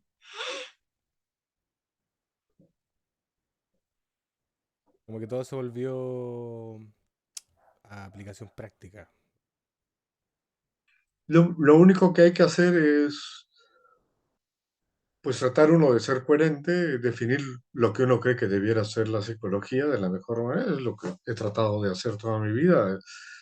Es cuando me dicen, ¿de qué trata la psicología? Dije, pues hasta apenas en el año de 2021 averigüé de qué trataba. Y no es una broma. En el 2021 fue cuando entendí este concepto de comportamiento psicológico como coextensión, de que no hay, de que la psicología es un cuadrito abajo de estas ciencias, está abajo así como un branching, una ramificación, pero que no, no forma parte de las columnas porque no tiene sustancia, no tiene sustancia. Y Hay el justamente ese ha sido individuo, el problema, la sustancia, la búsqueda, digamos. hay el individuo biológico, que son los animales en nuestro caso, porque en los otros reinos no hay comportamiento psicológico, solo es comportamiento biológico. En plantas, hongos, protistas, precariotas, todos son exclusivamente comportamiento biológico. Y existen los individuos sociales, que siempre son individuos en tanto forman parte de un grupo, si no, no son individuos. No hay individuos sueltos. Siempre son individuos con una afiliación determinada y por lo tanto siempre están en relación por lo menos con otro individuo. El individuo social, por lo menos es individuo siempre en relación con otro. Tal vez que el individuo social cuando menos va en pares, por decirlo de otra manera, como los cromosomas, ¿no? Va en Claro. pares, va en pares.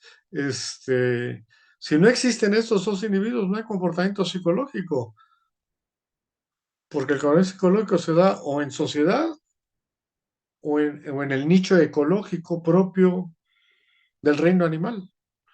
Y además con todas las diversidades del reino animal, es decir, desde los elenterados, como la medusa, por ejemplo, los equinodermos, como la estrella de mar, y hay para adelante los crustáceos, etcétera. Este, ¿Que por qué tienen comportamiento psicológico? Porque tienen diferenciación reactiva. Las plantas no lo tienen, los hongos no lo tienen, los protistas no lo tienen. Es decir, cuando reacciona, reacciona el cuerpo completo o reacciona la colonia completa, reacciona la planta completa. En el caso de los animales hay diferenciación reactiva. Respondes a las propiedades fotoquímicas, a las propiedades mecánicas, a las propiedades químicas, a las propiedades mecánicas de la atmósfera, etcétera, el oído. Bueno, eso es. Y eso, cuando eso ocurre, además es cuando surge en, yo no le llamo evolución, pero sí en el cambio de las formas de vida, el tejido nervioso, que surge primero como un ganglio. Y la función de ese ganglio es coordinar lo diferente, porque si lo diferente es independiente, se vuelve anárquico. Cada quien jala para su lado. Entonces, esto es como un coordinador. Y esa es la función del sistema nervioso. El sistema nervioso es un coordinador de los demás sistemas reactivos. Nada más. El sistema nervioso no tiene relación con el mundo. El sistema nervioso tiene relación con el cuerpo, con el cuerpo, con los distintos sistemas del cuerpo, y su función es esa, coordinarlos. Entonces pasa de una cosa a otra y entonces a través del sistema nervioso lo que hace uno afecta a lo que hace otro, que de otra manera no lo afectaría. Ya está. Es decir, es el regulador de la interdependencia de los sistemas. Y claro, el sistema nervioso es importantísimo, pero eso es biología. Eso es biología. Pero esa biología es la que permite que aparezca el comportamiento psicológico.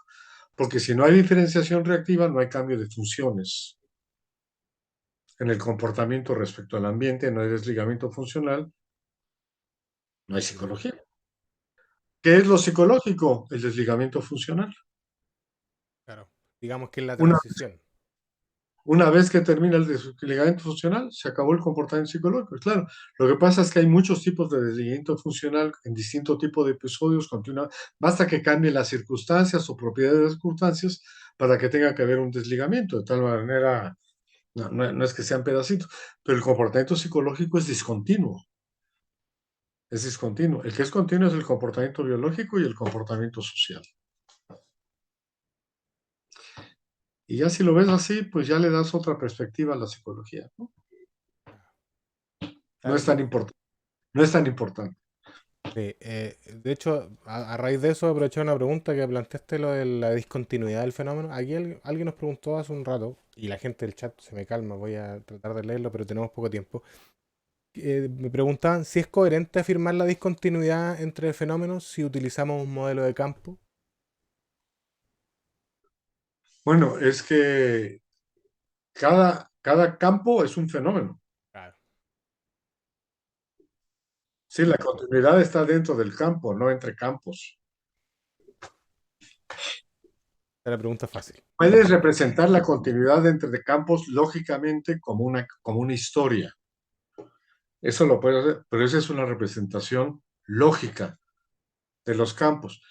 Pero por ejemplo, el contacto de transformación, cuando en el libro del 18 menciono cómo Einstein le contó a su amigo Wertheimer, al que nunca leen los conductistas y por eso no se enteran de nada, porque claro, como es gestaltista es mentalista, ¿no? No, por el amor de Dios. Wertheimer, ¿cómo se le ocurrió lo de la teoría de la relatividad especial? Cuando se le ocurrió, ¿qué pasaría si yo me monto sobre la luz? O si yo voy delante o si yo voy detrás de la luz. Es, es- es una pregunta que no se le hace ningún físico. Se la hizo Einstein.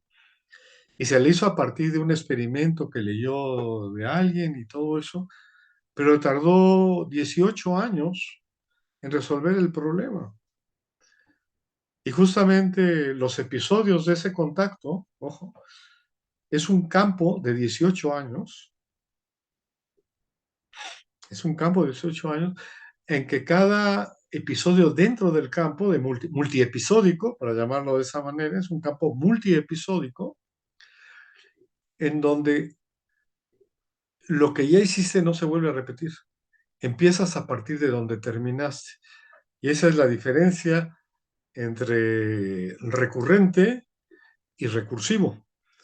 El recursivo es que empiezas donde terminaste, ya no repites esta parte.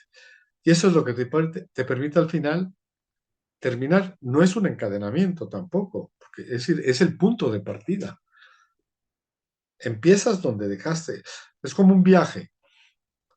Tú caminas, te vas de excursión, estás buscando algo, paras en ese lugar, entras al pueblo a ver si están ahí los legajos y papiros, que después de 6 meses encuentras que no hay nadie. ¿Qué haces? No te regresas a tu ciudad. Del pueblo, ahora te sigues al siguiente pueblo. Pero no hay linealidad entre una cosa y otra, ¿no? Hay recursividad. Tomas como punto de partida del curso en donde terminaste, no donde empezaste. Y así es. Espectacular. Eh, para ir avanzando, que Por eso es tan difícil estudiarlo, además, ojo, ¿eh? sí, Porque además, como todos son procesos estrictamente lingüísticos, que muchas veces ocurren sin que tú lo digas en voz alta. No necesitas hablar en voz alta, te hablas a ti. Y cuando te hablas a ti, te hablas agramaticalmente. No necesitas sintaxis para entenderte. En efecto, eres una escucha muy eficiente de ti mismo. Y lo que haces es tomas notas de lo que piensas. ¿Qué es lo que llaman pensar? Tomas notas. Y esas notas tampoco las puede leer cualquiera. Solo las puedes leer tú. Otros no saben qué quiere decir. Y a veces, si tardas mucho tiempo y vuelves, ya no te acuerdas qué quisiste poner, ojo. Entonces, son procesos muy difíciles de estudiar en vivo, observacionalmente. No puedes. Entonces, crear una preparación experimental que reproduzca estos contactos de transformación, claro, lo que tienes que hacer es un contacto de transformación muy simplificado, que no tiene que ver con la transformación de todo un sistema lógico, etcétera, sino solamente de una parte, de un componente, de un dominio referencial, pero tiene su gracia, y eso todavía es una tarea pendiente, claro. claro, que los contactos es siempre mucho más complejo. Digamos, de hecho, siempre he escuchado como esa crítica que estudiar un comportamiento complejo es muy complejo en el interconductismo o con la teoría RI. Entonces, sí, es cierto, es muy complejo. Pero bueno, el universo también es Es que, complejo y los es que físicos nos abandonan. Es que es incluso complejo estudiar el comportamiento simple, es complejo también. Sí. Pero bueno, es lo que hay y es lo que es divertido, ¿no? Te debes Claro. divertir tratando de resolverlo. Yo siempre he dicho que la investigación debe ser lúdica. Cuando la investigación no es lúdica, mal asunto. Si la investigación es rutina,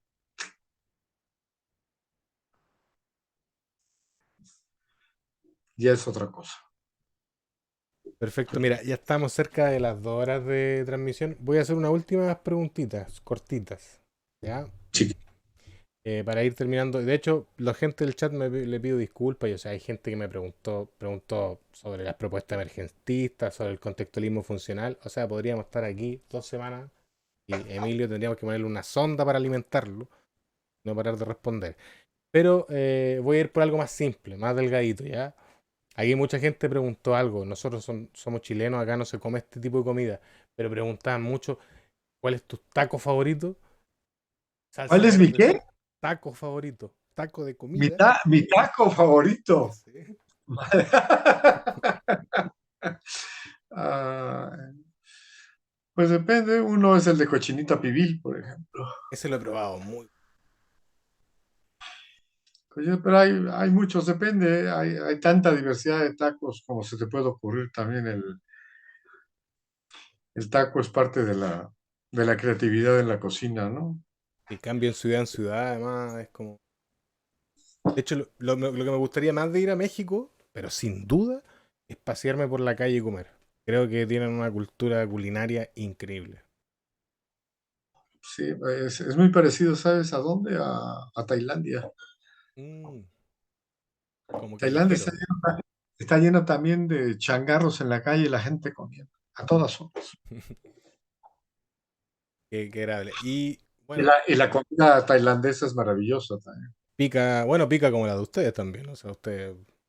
Muy refinada, es una comida muy refinada. Claro, y bueno, y hablaban, la última pregunta, ahora sí que sí. También nos preguntaban, porque todos sabemos de tu formación musical, por tu padre y toda esta historia, y más o menos cuáles son tus piezas Bueno, musicales ustedes favoritas. saben más de mí que yo de ustedes, eso no se Sí, vale, ¿eh? sí. Pero bueno, está bien, ¿qué es lo que vas a preguntar? Preguntan, ¿cuál es como el soundtrack de tu vida? ¿Cuáles son tus artistas favoritos? ¿Quién es como tu estilo de música favorito? Eso, Mi compositor preferido es Beethoven. Beethoven. Me puedo pasar 40 horas oyendo a Beethoven consecutivamente. Es más, puedo repetir la misma obra de Beethoven con distintos intérpretes. ¿Y cuál te Y gusta más? además, ¿El lado clásico o más romántico de Beethoven?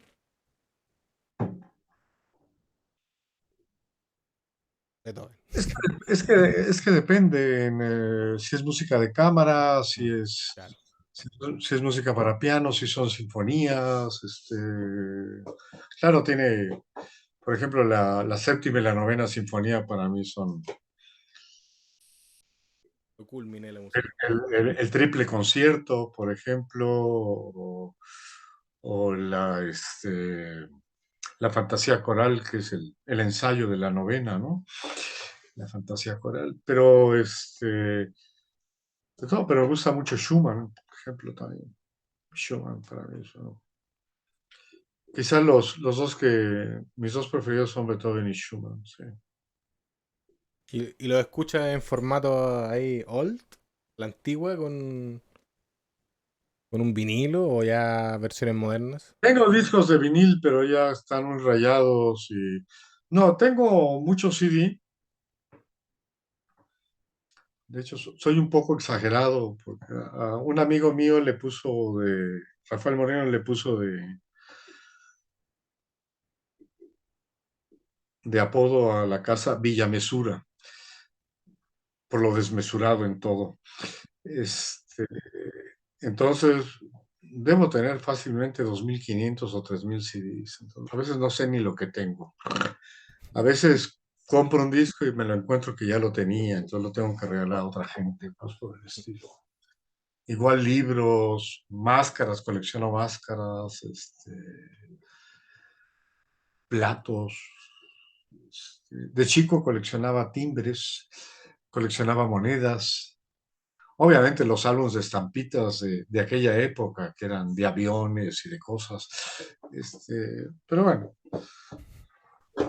No, oye, gracias Emilio en general por compartir estas cosas, pero no todos están en la buena disposición siempre de esta charla más distendida, tener unos momentos densos, otros momentos graciosos. Eh, de verdad, darte las gracias y yo creo que la comunidad aquí lo sabe, los que están ahí en el chat, eh, que para nosotros es de un gran valor siempre tenerte, pero no solo en este espacio, sino tenerte en este planeta. ¿Ya? Tener gracias. tener la oportunidad de que además sea latinoamericano, que es algo que a mí particularmente me da un halo de esperanza respecto a las posibilidades que hay. Y, y bueno, darte siempre las gracias por la buena disposición. A pesar de que nosotros hacemos un podcast y llamamos mucha gente, no te imaginas la cantidad de personas que o no nos contestan, nos dicen que no. Y, y tú siempre has tenido una buena disposición, a pesar del nombre que tenemos, a pesar del tono un poco juguetón que tenemos, siempre has estado abierto y de eso, muchas gracias desde mi equipo y de mi comunidad hacia ti. No hay de qué al contrario. Y si un día quieren tener una reunión que sea un poquito más técnica de cosas específicas, con todo gusto. ¿Mm? Muy agradecido con ese ofrecimiento. Nada, pues. Gracias a la gente. ¿Quieres decirle algunas palabras? Aún hay 60 y tantas personas mirando esto, increíble. Pues que a la psicología la tomen como amante y no como esposa. Muy bueno. Estoy de acuerdo con eso. Ahí te dice la gente, excelente espacio, gracias. Lo queremos mucho, don Emilio. Dice, eres el mejor Emilio, gracias por tu trabajo. Algún día trataré de continuar tu trabajo, dice psicólogo. Cuídese, Mesías, dice. Un placer escucharle como siempre. No es para tanto, pero bueno. No, En una época sí sentía yo que era divulgador de la palabra, decía yo. No Mesías, pero sí profeta, pero no, se pasa. Que cuando se te pasa la juventud se pasa eso también. ya, pues. Nada, muchas gracias, gente. Un abrazo. Yo me voy también, pues, Igualmente. Emilio. Y mucho éxito en todos y a todos. Perfecto, un abrazo a ustedes y hasta luego. Gracias, gracias.